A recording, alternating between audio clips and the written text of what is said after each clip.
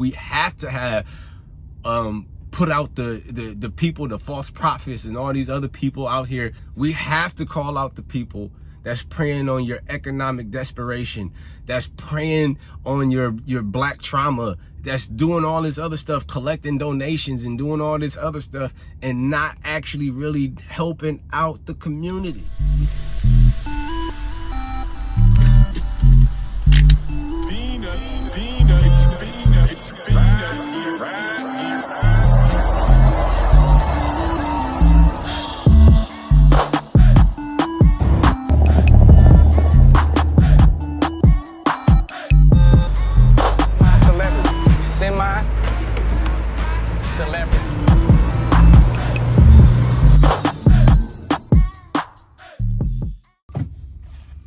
What up, though, YouTube?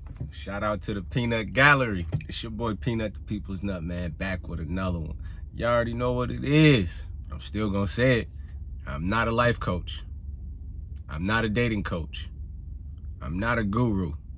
Just a practitioner of life giving helpful advice. I don't pretend to know shit, but I know what I've been through. You know how you have a lot of people telling you theoretically what will happen if you make bad choices, or if you choose to continue to make bad choices and continue to build those bad habits, what will happen in the long run? I was one of those kids that was actually on the path to continuing making bad choices and doing bad things. I've been in a holding cell about 3 times in my lifetime, which is not pleasant. Nobody wants to be there. So the goal is, and the goal that I'm trying to do with my platform, is to try to reach as many of the youth so they don't have to make the same mistakes that I've made, or continue to make the same mistakes that a lot of us make in our community. That's the black community. Peace to the saints. Shout out to Marquette Divine Burton over at the Saint and the Sinner. I love his message. My man seems like he is a guy of integrity. He moves in truth, not theoretical truth. He seems to be operating from an objective truth on a lot of knowledgeable subjects. We're around the same age, and I would definitely give my man's prop. He is eons smarter than I am. He seems to be way more knowledgeable in a lot of subjects. So please, by all means, go over to my man's channel and check him out. Make sure you subscribe, because he dropped so much knowledge about just life in general, females, finances, a bunch of plethora of different things. So check him out. But let's jump into today's topic. I was recently back home in Detroit checking on my mom and dog sitting for my sister while she went out of town, because my mother is elderly and she can't really move around like that. So when I was taking the dog for a walk in the neighborhood, I was just looking around and I'm like, wow, my mom's neighborhood in Detroit has managed to stave off all that bull crap. And then I understand the reason why, because most of the people in my mom's neighborhood are elderly. And it makes me wonder what's going to happen once those elderly die off, because a lot of those people come from a different era than we come from, to where they take individual pride in their neighborhood. So they make sure they clean up, they make sure they keep their grass, all that other stuff cut.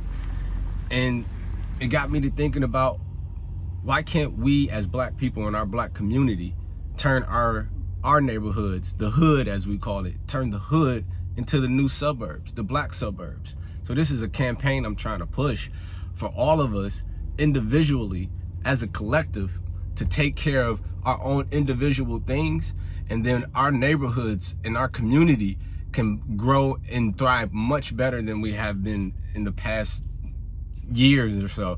Let's be honest, too many of us have been fed a steady diet of lies, of comfortable lies, and the medicine is the uncomfortable truth. And the uncomfortable truth is, white man or the police are not your enemy. It's brothers that look just like me and you that are our enemies.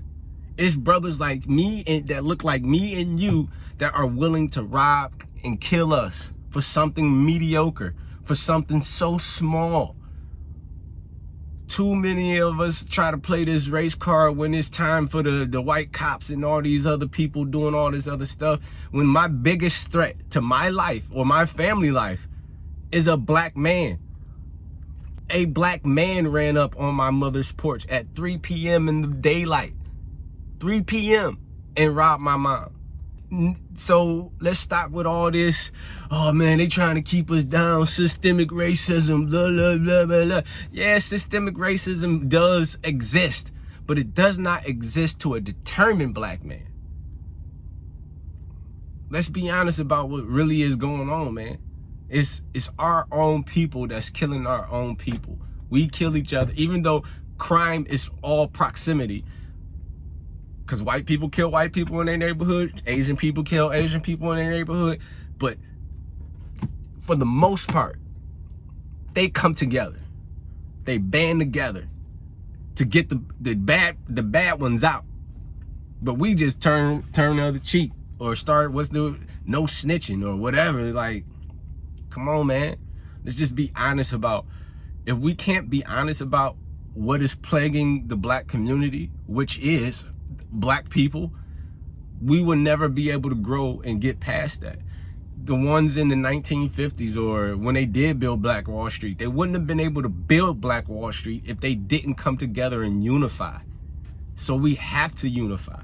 We have to unify.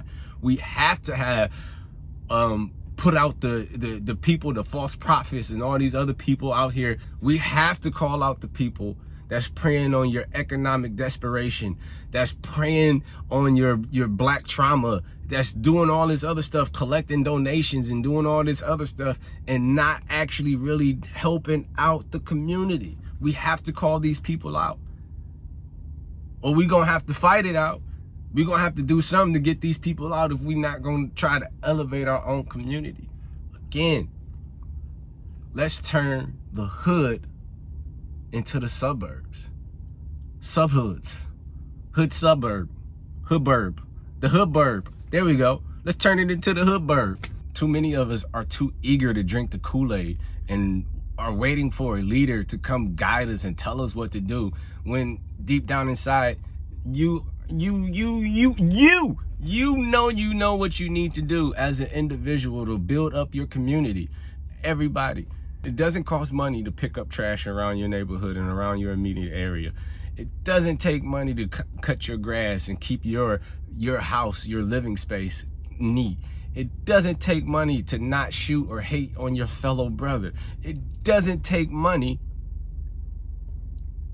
to love one another, to support one another. And it doesn't always have to be financially. So when you hear all these so-called black leaders, because Dr. Umar, man, he left a bad taste in my mouth after seeing what he has done in the last 7 years, collecting donations to keep talking about this school. Man, we should be results. We need results. We need less of this and more of people actually doing things for the community.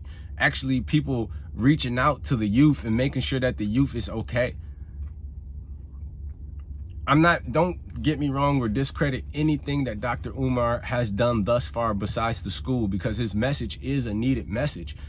But I think a lot of that stuff is what keep us divided, because we're too worried about the past and everybody like, I'm Pan-African and I'm this. We need to be worried about, what are we doing today? What are we doing right now in the present moment?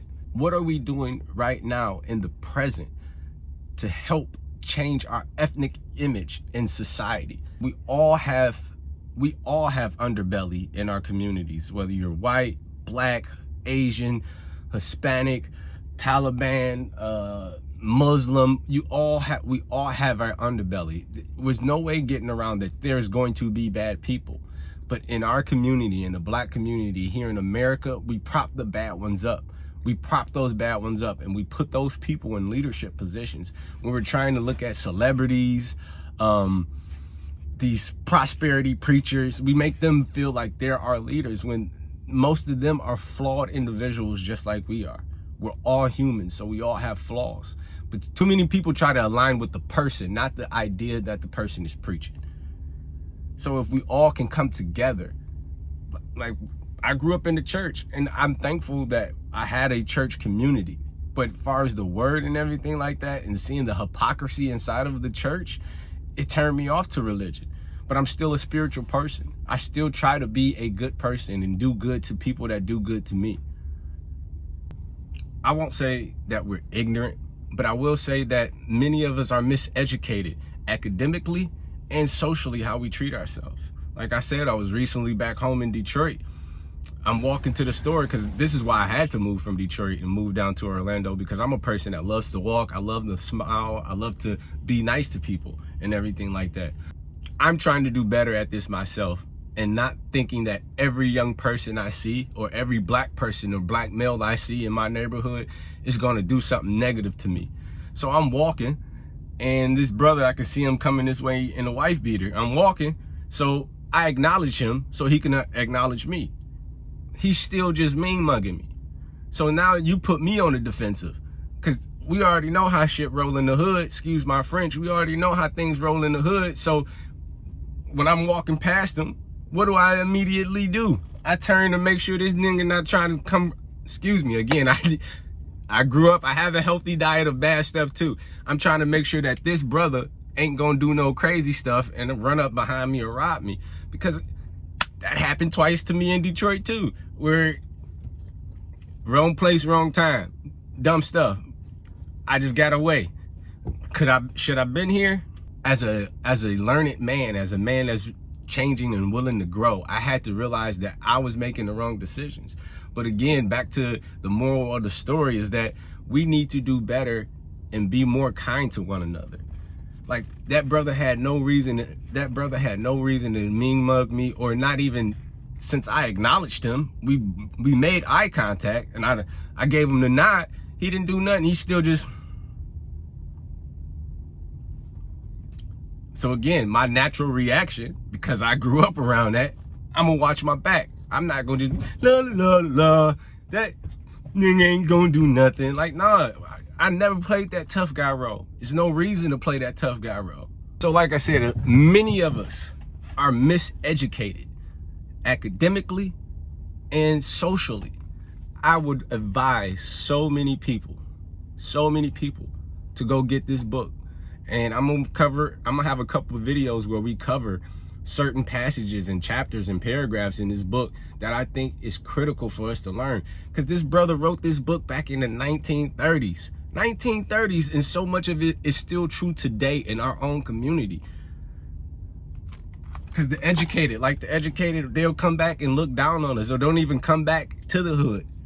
Because one, the hood may not even accept the educated or listen to what he's saying, because they're gonna be like, oh man, you think you better than us and all this other stuff. When it's like, no, I'm just trying to help elevate you to another level, to where we as a collective, our social image, as our community can grow.